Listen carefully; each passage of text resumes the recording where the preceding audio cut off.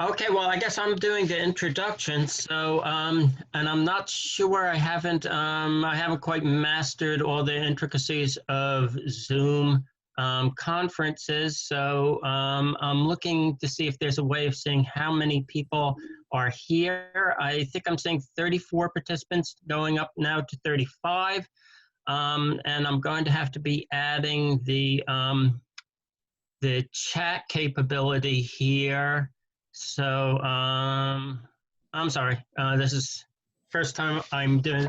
Michelle, do you remember what I clicked? Oh, here, I see chat. I'll put chat up. Yep. And so, well, hello, everybody. This is, I think, the third community conversations that the Conservation Center for Art and Historic Artifacts is hosting. We're trying to do this on a weekly basis right now. So this is Community Conversations, Remote Alternatives for Collections Care. That's our catch-all for this series of community conversations that we plan on doing during this rather challenging time. And today's focus is on the financial impact of COVID-19 and how and by we're, I think we mean the collecting institutions across the nation, how we're dealing with the financial impact of COVID-19. So this is an open chat today. It's a, well, we're calling it a community conversation, and it'll be mainly focused on public revenue, donations, and internal budgeting. Now, it is really a forum for discussion. So I do want to encourage everybody, especially everybody who's already sitting in on this, and I think we have a number of people already here. If you could be signing in, and we'll take a look at what organizations are being represented by who's here. Michelle, are you seeing that on your Zoom chat, people signing in? Because I'm not seeing it on my side. I don't know that we get the, I think we invite people to share where they're signing in from.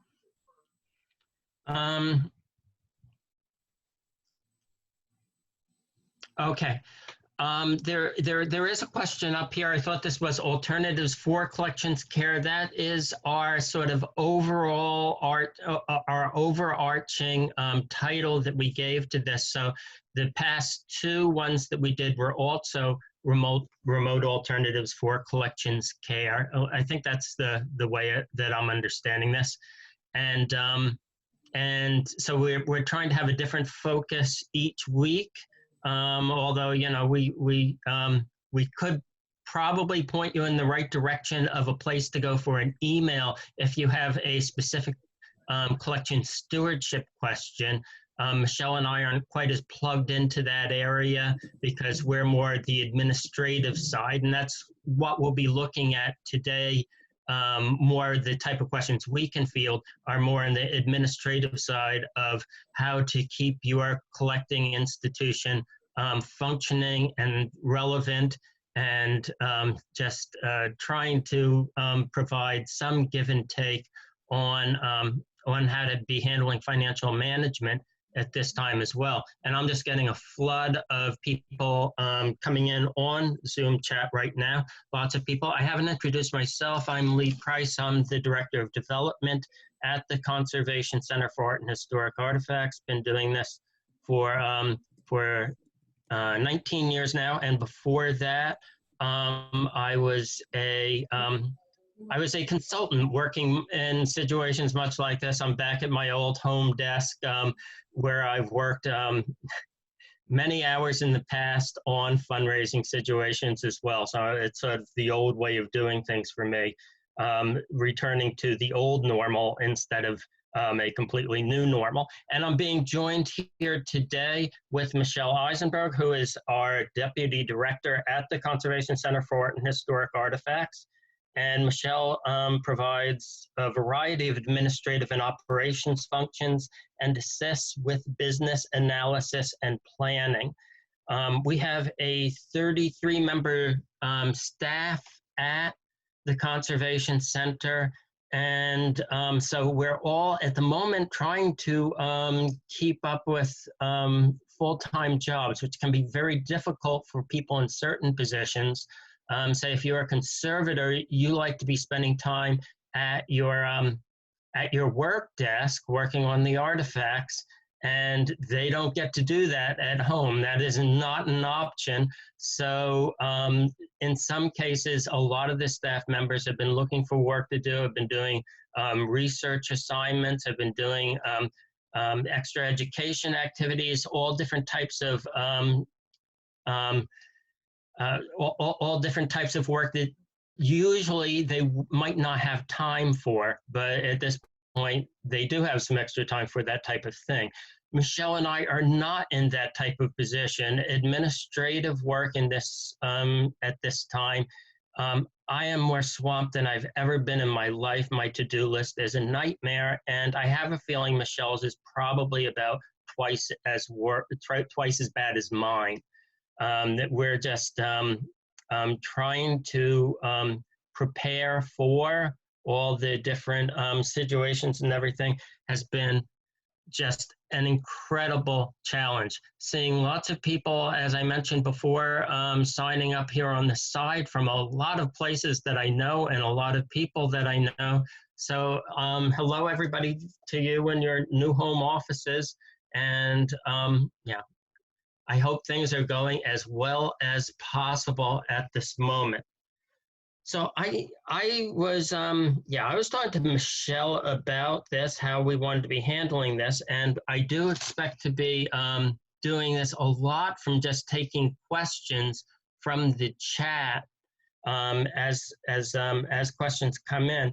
But I just thought that I would kick it all off with a question of my own to Michelle, because as I said, we've both been very busy and we haven't had much time to chat lately. And suddenly Michelle's in this new position where she's crunching numbers, trying to figure out all the hypotheticals. She's doing the forecasting for the business for what would happen in this situation, what would happen in that situation, take it out 3 months, take it out 6 months. I want to learn more about that process. So I thought I'd start there with the with forecasting. And once again, as Michelle talks and everything, please go ahead, chat, ask questions, and ask questions about what Michelle's presenting, and also other questions that you have that might be answered by people who are a little bit more on the financial side of the institution. Great. Well, thanks, Lee, and thanks to everybody for joining us today. I think the phrase "evolving situation" has been the name of the game since this started. For the first sort of convening of our board, the week that the closures occurred, I prepared a forecast looking through June, the next quarter, and within a few weeks, it was pretty clear that we really need a forecast that looks through the end of the year, because this situation has become indefinite. And the longer it goes, the more unsure we are of various impacts on, we're a different kind of business because we have a lot of fee-for-service revenue that comes from collecting institutions, but obviously collecting institutions are dealing with uncertainties about ticket revenue or workshops or educational programs or summer camps and things like that, again, the farther and farther we get, the more things that we can't count on for our revenues. So part of the process has been figuring out a way to kind of keep this forecasting rolling. On the positive side, we've been able to add in some sources of the loan revenue or grant revenue, which I know both Lee and I are prepared to answer questions about. Some of those programs, we still don't know what the particulars will be, so it's hard to find a number to plug into your forecast. But I think the name of the game is really having both flexibility, but where you can, identifying the things that you know for sure. So you know your fixed costs, your rent, your, we have outsourced IT people who are keeping us all operating right now. So that's a cost that we really can't do away with. But then there's other aspects of our budget that are variable, materials that we use, other services that we only pay for when we use them, things like that. So I'll hopefully that was enough of a overview for you. I know that you're looking at some of the various types of loans that are out there right now. What one term that I've heard used lately is forgivable loan. And I was just wondering if you could, because I wasn't sure exactly what can be forgiven and what can't be forgiven. What are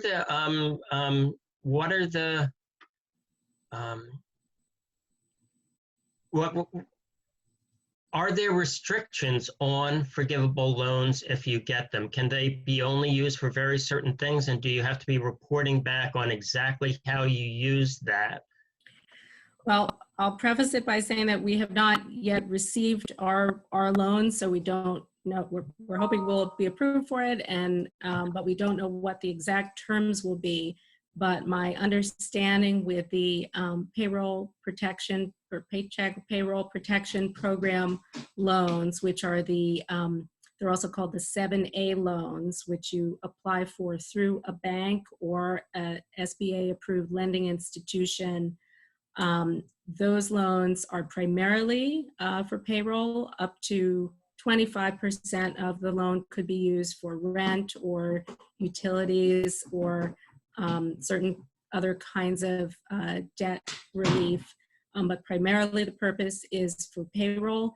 If you maintain your headcount and if you do not reduce salaries below 24% of your normal salary level. So if those conditions are met, the loan does not need to be repaid.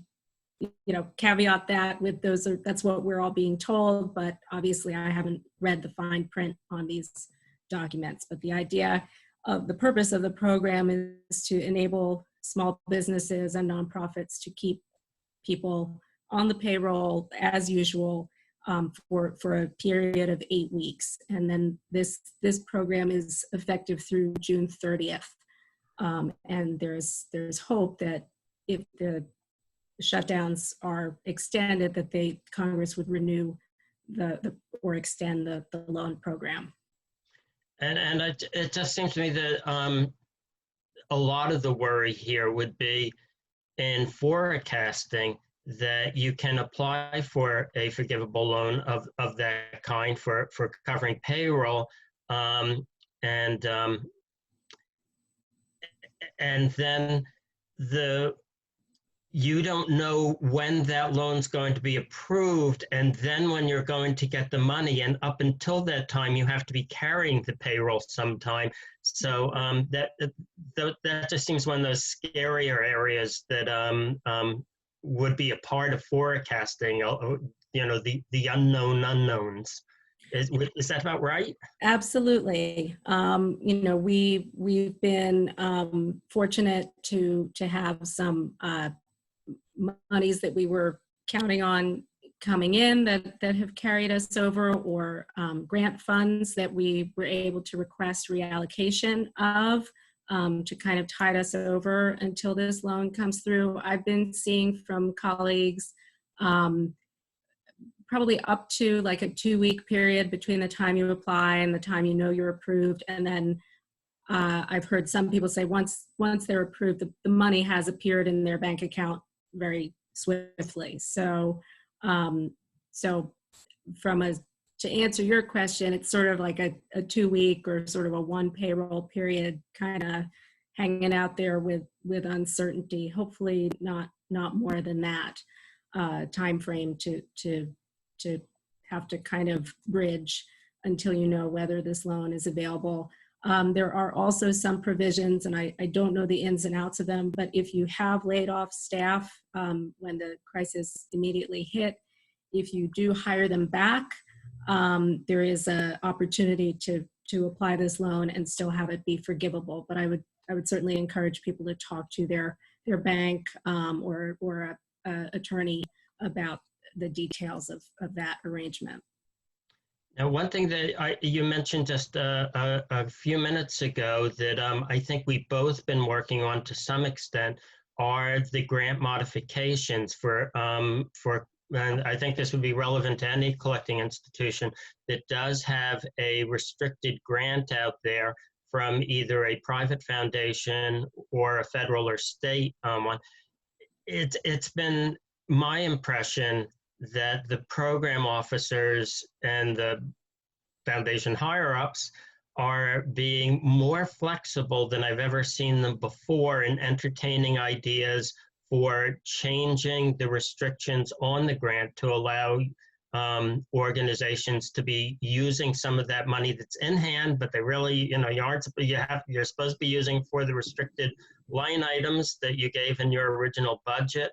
That there does seem to be quite a bit of opportunity now for nonprofits to be able to use that money more flexibly, but it's best to get in touch with the program officers first and make sure that that you are using that money in ways that would be allowed. And any comments about that, Michelle?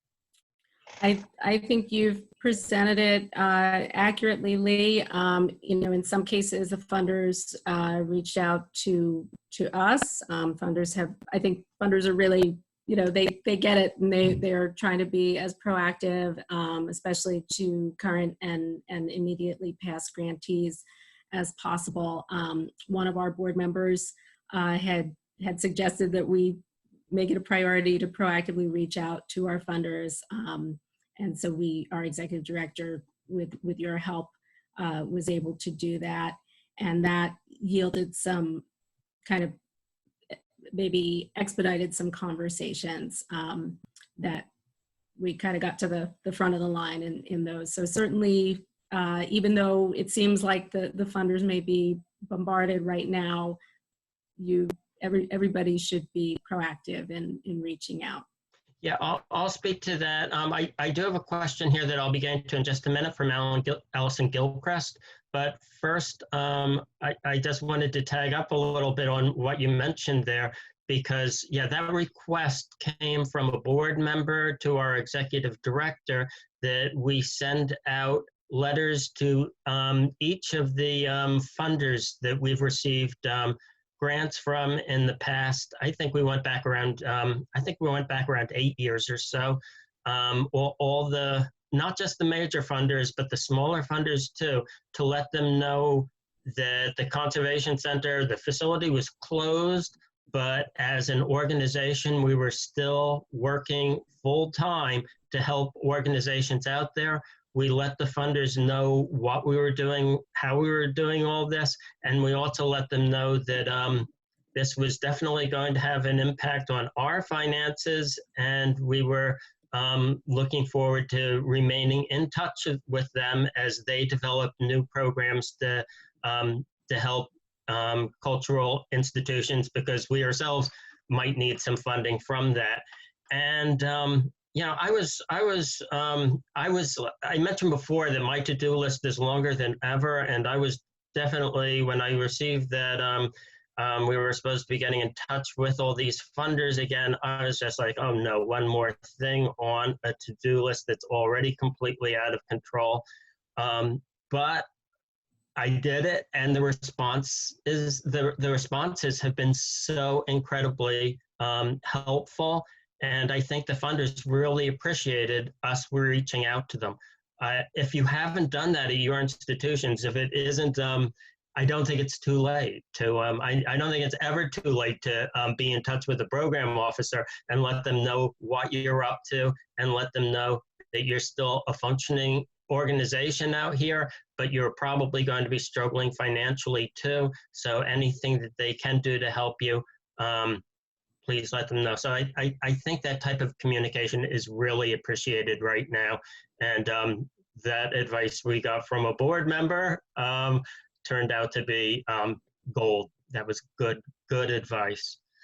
We have a question here from Allison Gilchrist. Have you seen any evidence of applicants being denied these loans yet, Michelle? I have not, but I think a lot of people are still waiting to hear back. And you know, let's also clarify that there are these paycheck protection loans, and then there's another stream that's the economic injury disaster loans. The paycheck protection loans go through your bank, and some people may have heard in the news about all the trouble with starting that application process. And so I would say that to the extent that some people might be denied, it could depend on your bank's capacity for the loans, or the level of funding you get may depend upon how many customers the bank has, and then that will obviously vary by region where you're located. I know some folks were sort of shut out of applying to their usual bank, and there was a rush of kind of non-traditional financial institutions like PayPal and Cabbage.com and Lendio, and those folks became eligible as SBA lenders, and so some nonprofits ended up applying to them for these paycheck loans. So I can't. I guess it's a good thing that I can't answer that I've heard of a lot of people being denied, but I just don't know yet. Curious if anybody on the chat has received a loan yet. So. In the area of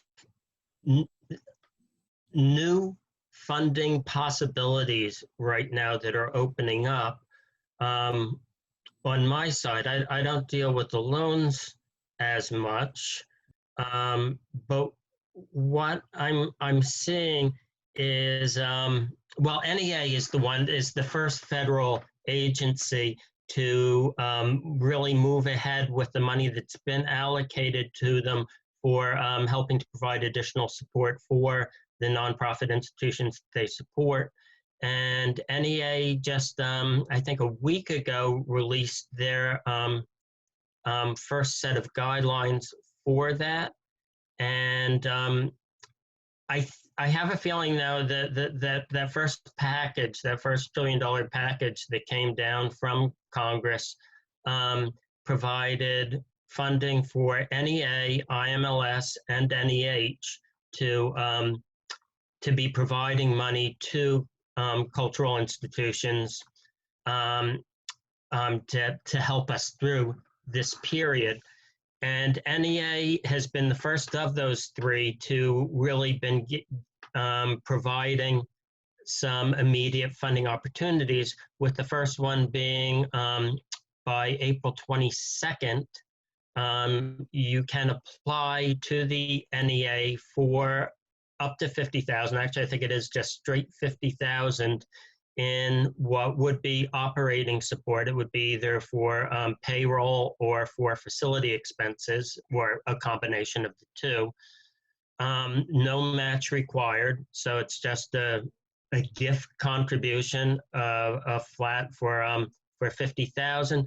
But the only real factor in here that would restrict that for probably a lot of you is you have to have received a grant from NEA in the past 4 years. So that that will automatically prohibit a number of institutions for going for these.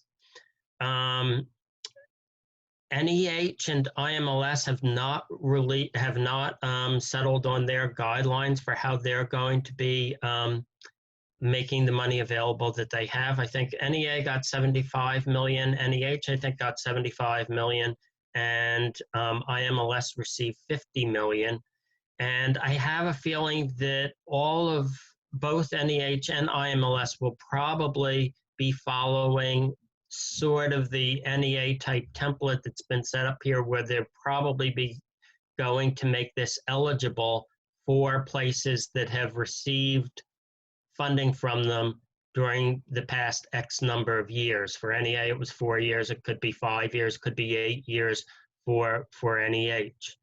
IMLS does seem to be following a slightly different path. They do have some information up. What they're doing is they're giving 30 million out of the 50 million to the state library. What are they called?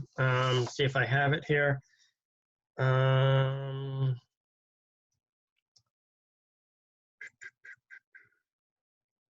The state library administrative agencies are going to be responsible for allocating funding from that amount. Now, what I couldn't really decipher from the information that's been released so far are what the restrictions are on that state library administrative money.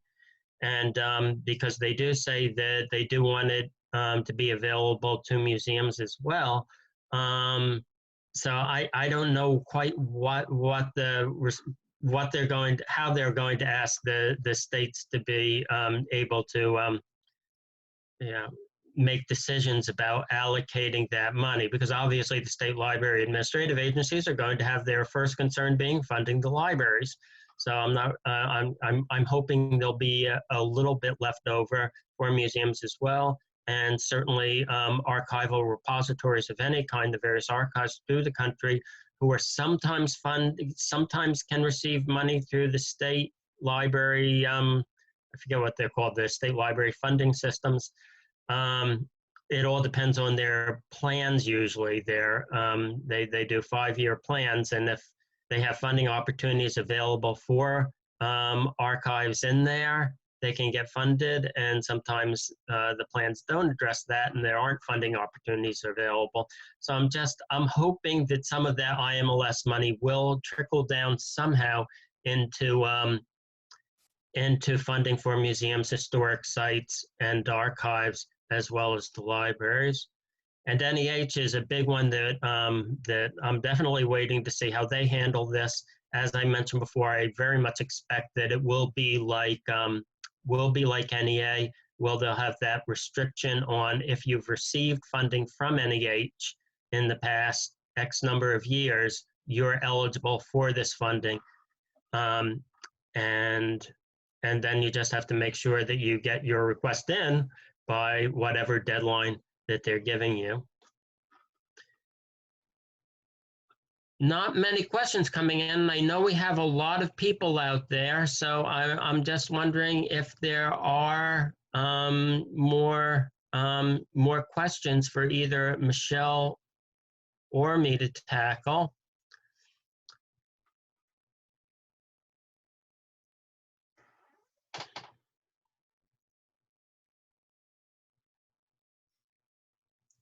Michelle, do you want to speak at all about the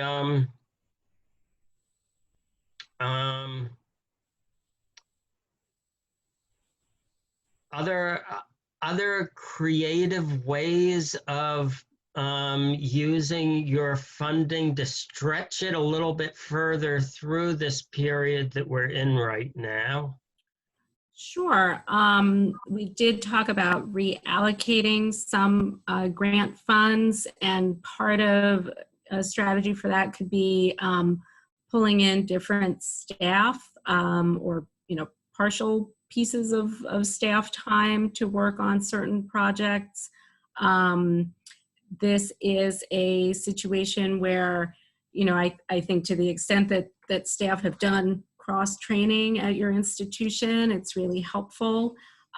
It's also with folks sitting at home, it's actually a good opportunity to do some cross-training so that people can be a little bit more flexible if you have to reallocate these grant funds, or in the worst case scenario, if you've had to furlough people, any sort of reduction of hours or reduction of team members, if you have people who can kind of wear different hats, that's helpful in a situation like this. We do have some questions, so I'll let you tee them up, Lee. Okay, are you seeing any funding specific to programming that is education-based?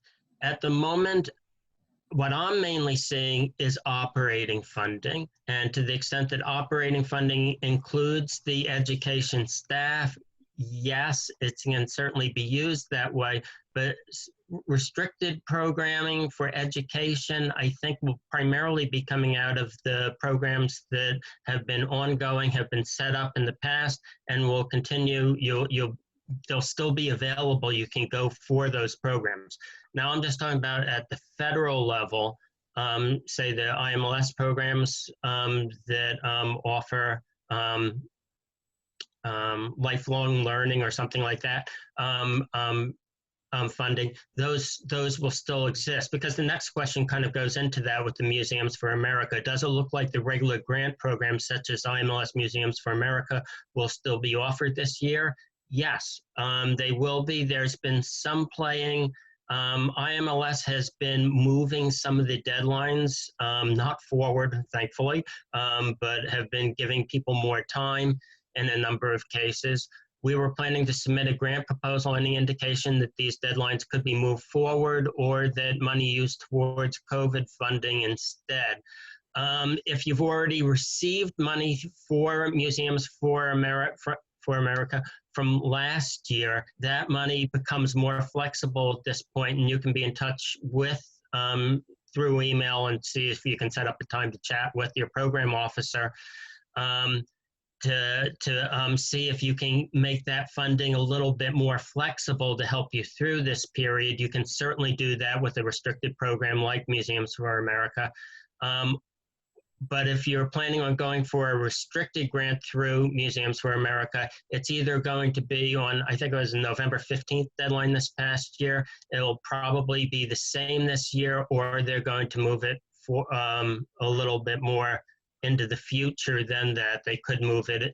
At the moment, they've moved several of their grant programs up around 15 days. So that November 15th could become a December 1st if they were going along something like that.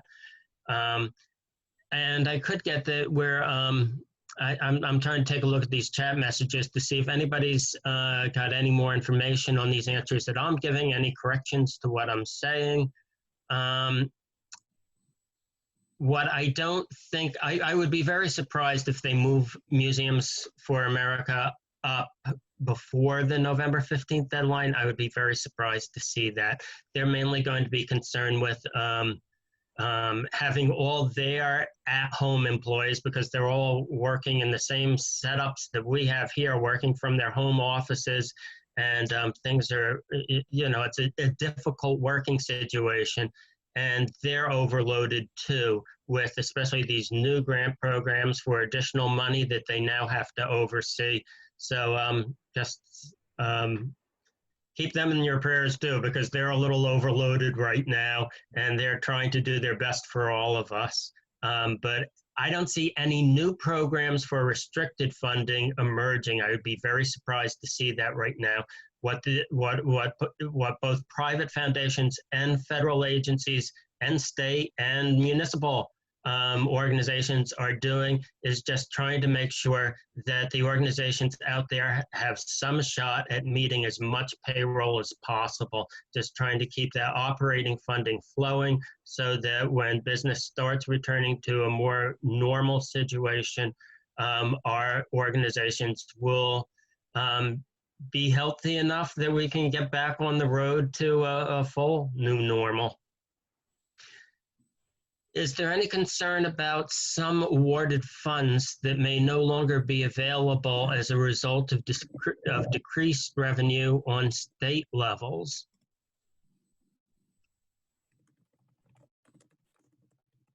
The last time, back in 2008, 2009, when we hit a major economic crisis. The states were probably hit harder than anybody, I think. That's when we lost a lot of restricted funding available for cultural organizations. I don't have good news to report on this front. I'm not too optimistic. I do think the states will be offering as much funding as they can for the purposes of payroll and operating, but those are short-term type funds that are just going to be available special for this situation, and that funding will dry up as we go back into business. And is that at that point, if a recession is hitting, state funding could be very well impacted at that point again. I mean, just from experience, 2008, 2009, state funding was impacted tremendously, and we lost a lot of important sources for restricted funding for cultural institutions. I'm nervous that we'll see something similar happen again. Can you talk about fundraising not through institutional giving? Okay, this is the time to, and I'm going right back to institutional funding again because that's my main knowledge here. This is the time to get back in touch with all your major donors. If that's from institutional sources, that means going back to your institutional funders. If it's major donors, if it's former board members, if it's people who have significantly given to your institution in the past, just be in touch with them, cement those relationships, let them know that you need that funding now more than ever, and it should be unrestricted money that you need funding just to continue operating at the moment, to be meeting payroll and just to cover all the basic needed operating expenses. This is also a time when all the work that's been done in the past 10 years to build up all those social media networks, for being in touch that way with people, for branding, for establishing your identity on all the new channels of Facebook, Instagram, Twitter. It's time to be looking at trying to understand who those followers are, and to be doing some fundraising in that direction. It's a very difficult time for fundraising in that way, because everybody's stretched right now and nobody can predict the future, and everybody's always going to be a little bit concerned about allocating their resources when they don't know where they're going to be 4 months from now. They're in kind of the same boat as us. So it's a difficult time, a very difficult time to get a first-time gift. This is the time for going back to people who have given in the past and are supporters, especially say long-term members, that type of thing. This would be a great time to go back looking for gifts in a time of special need.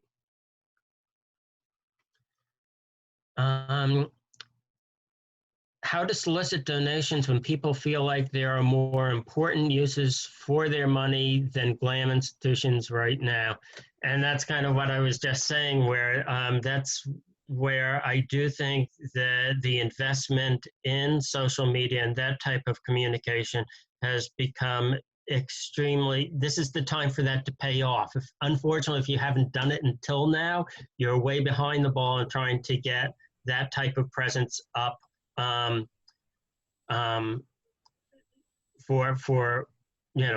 them to feel like there's some community existing when they go to your website. And that's why you always want to try to be building that feeling and it's ideally done through the social media channels that are interactive, where they can share their material and in ways that might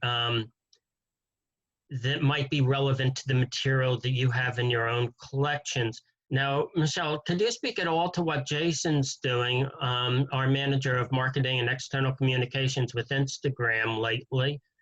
Because we're trying to relate our community of people to the type of work that we do. So what's he been up to, Michelle? Well, we've been, with Jason's help, our staff have been sharing their own artifacts from their own personal collections at home, the artifacts that we see and love every day. And that's inspired members of our Instagram audience to share objects from their personal collection. So it has been a nice way to keep connected. And I think to kind of acknowledge collectively the value of art and historic artifacts in enriching our lives, especially at a time like this. I think a lot of cultural institutions who have been able to do online programming, and especially for parents with children who are home from school and need some cultural stimulation. I think if you're doing that sort of programming, as you're doing it, to collect the data on the participation and the numbers of people you've been able to serve even at a time like this, that could be effective messaging for a fundraising appeal, to just demonstrate that the knowledge of your staff and any objects, collections that you are able to share digitally or virtually, it's I think a lot of cultural institutions have been a lifeline to help people get through the boredom of this quarantine period. And I think to make the case to continue for asking individual donors to continue investing in that sort of programming, whether it's virtual or live, once people can get back. I think that could be some effective messaging, especially if you have data to back it up, to demonstrate that you've been able to sustain audience engagement and add value and fulfill your mission even during this time. If ever there was a time to, spend some time in the development of virtual tours and blogging and podcasts, all those ways of providing, rich forms of information about your collections. Yeah, I'm very friendly with a museum that just started a new blog that's sharing recipes and like that, historic recipes and fun stuff for people at home. It's all about trying to build community, because if we're in a situation where we're at home and the site is not open and your institution is not open, you don't have that personal one-on-one access with the material, we have to make sure that we have as much access to the material virtually. And in some ways, the audience here is so much larger. It's an international audience. So this is a great time to look for new ways of building that community through social media. Now, how you turn that over into funding is an ongoing challenge, but always be working with your development department or the executive director or the board to try and figure out ways to flip that into situations. Just like when you have a special event, it's not only about honoring people and like that, it's also about raising money. So you should be looking for ways to be piggybacking on your social media so that there are ways like Giving Tuesday and like that. It doesn't have to be in the busiest day of the year when everybody's being inundated with requests for fundraising. You can do that anytime. You can do your special event any time of the year virtually and try and raise money that way. Are people going to be giving less if they're taking a hit in the stock market and they don't have as much money to donate? We're going to be hit hard by that. It's unfortunate. I hope the stock market recovers fairly quickly from this, but that's impossible to predict at this point. And I'd say, always be preparing for other ways, other ways of looking for funding.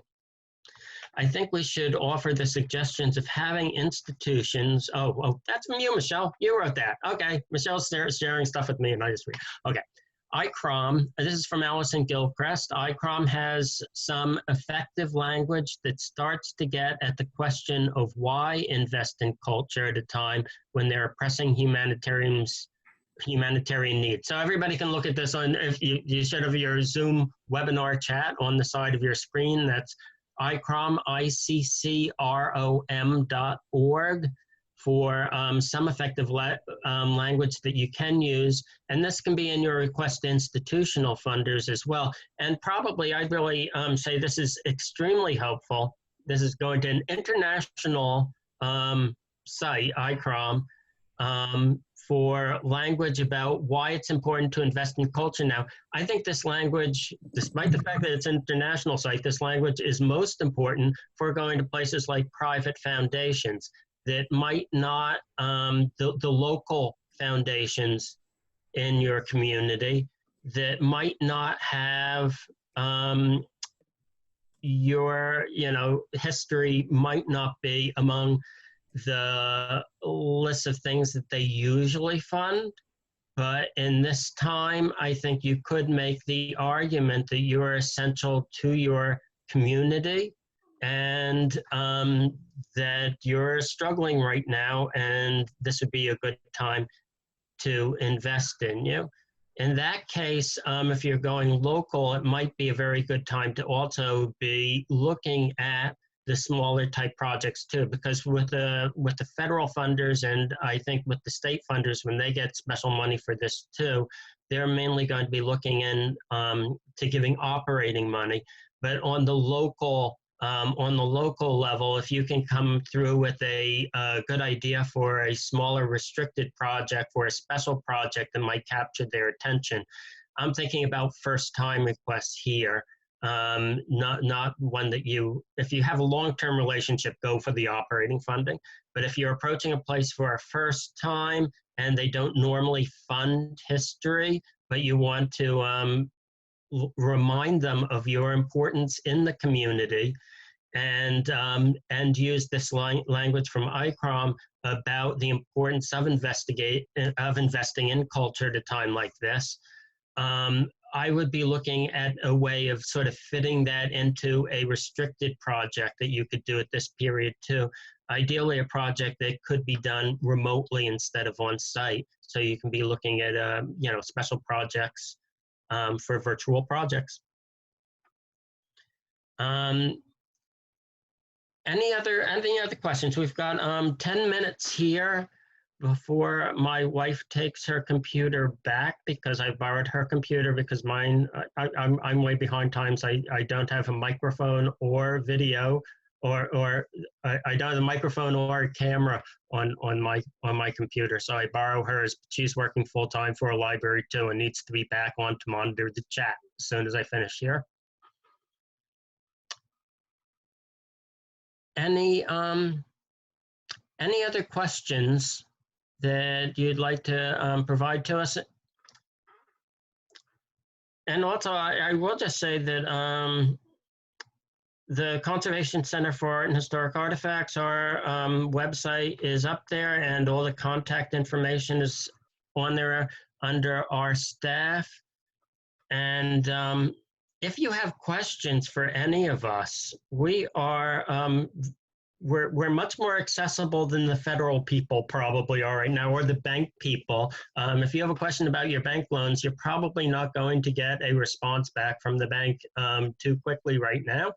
But if you have a question about collection stewardship, environmental conditions, if you have a question about fundraising, we are accessible. We do get back to you pretty fast. So you can always shoot any of us on the staff list an email at any time to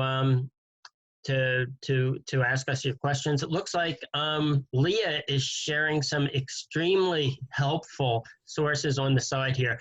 The top one on locality-based funding opportunities from grantforward.com. That is a wonderful collection of grants that have specifically emerged from the situation we're in right now.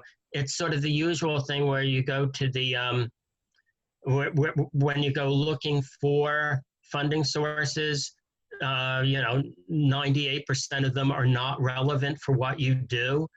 But all you need is that 2%, and you might find 2 or 3 organizations coming out of that 2% from this list. I think it's well worth your time to go through it. Like I say, a lot of it isn't relevant. It's for medical education and things like that, we might have a couple cultural institutions here that medical education is relevant for, but we probably have a bunch of institutions who it's not relevant for, and you really wouldn't be able to go for that one. But take a look through that. They've got a lot of locality-based funding opportunities there. And the National Council of Nonprofits Resources, they have funding sources available on that site too. And that link is particular to the mostly the federal aid for COVID-19 and kind of the ins and outs of the different programs. And the National Council has been doing a lot of advocacy, firstly, to make sure that nonprofits are included in all of these aid packages. And then also some good webinars and other educational content to help nonprofits navigate it. Because honestly, the Small Business Administration actually is not, it's not in their mission to assist nonprofits. And I think they are so overwhelmed with inquiries from small for-profit businesses that when I asked them for assistance deciphering the application, they said, well, we can't even talk to you. So so in our case, it's been our accountant, our outsourced accounting firm. There's an attorney on our board who's been sharing information from other attorneys, and then just colleagues. And so as Lee said, we're happy to be a resource if you can't get in touch with your banker or another or federal government. Or if you just want to discuss, an idea for a restricted project, because, this is a time when you may have the time to write or allocate, a staff person to try writing a grant for the first time. Not a good time, not a bad time at all to go for some of those funding opportunities that are out there. Allison Gilchrist has also put up helpful COVID-19 resources from the Mellon Foundation, the Andrew W. Mellon Foundation, who have been very helpful. And in this time, they frequently provide a lot of resources out at the Mellon Foundation. And so I haven't looked at this particular one, but I'm sure it's a good one. They have a good track record. I'm sure this is good too. So that's up on your Zoom webinar chat panel. And the list for artists, Michelle, what is that? There are a lot of very small grants, honestly, but grant funding sources available for artists and people who work in related parts of the art world. So again, it's a collection of listings of grant opportunities. Again, some are for particular communities, and others are for particular people in particular situations, not really for institutions necessarily, but many of our staff at the Conservation Center are artists freelance artists in their own right. And so I imagine many of the art museums may have folks on their staff who might be able to personally access some of these grants. And Michelle, I just fear that I went a little too bleak in a couple of my responses earlier. Some of my natural pessimism surfacing. Can you counter that at all? Any brighter, more optimistic material that you'd like to share? I wish I had. I think just the general mood of overall uncertainty is lends towards pessimism. I did read a piece in ArtNet today. It was an opinion piece about how museums can possibly reopen with a timed entry, time ticketing, limited entry. So I would just, I do draw hope from the fact that there is a lot of creative thinking. I mean, we are the creative economy here. I think we have done things in museums and cultural institutions have a history of tackling problems in unique ways, and maybe combining some of those best practices from the past with whatever is percolating as we're all sitting here at home. We will find a way to operate and serve our audiences going forward. If it has to be with limited staff, if it has to be limited access, I think the mission is important to people, and we will find our way out. And very much involve your board members at this point too. Maybe in more one-to-one conversations, maybe the board president can start initiating them. In order to get ideas from them on how to tap additional funds at this time. Because if ever we need those avenues towards funding sources that we haven't considered in the past, this is the time. And maybe this is the time when they'll start using. Maybe they'll come through with some new resources that you haven't used in the past that can be very, very beneficial. And I just think that this is a wonderful time as well for community building in all ways that, if this had happened 20 years ago, we wouldn't have all these abilities to immediately communicate with a large audience. We have that now through email and through all the social media channels. We can stay in touch with a community that we continue to build, and those are the people whom we can go and ask for continued funding from as well. They can help us in those ways. So look at this as a time of community building as well. Michelle has continued to, Michelle has shared yet another resource. So we are getting resources up on the side of the page. And thank you for joining us today for this hour of community conversations. Thank you, everybody. Stay well. Stay well.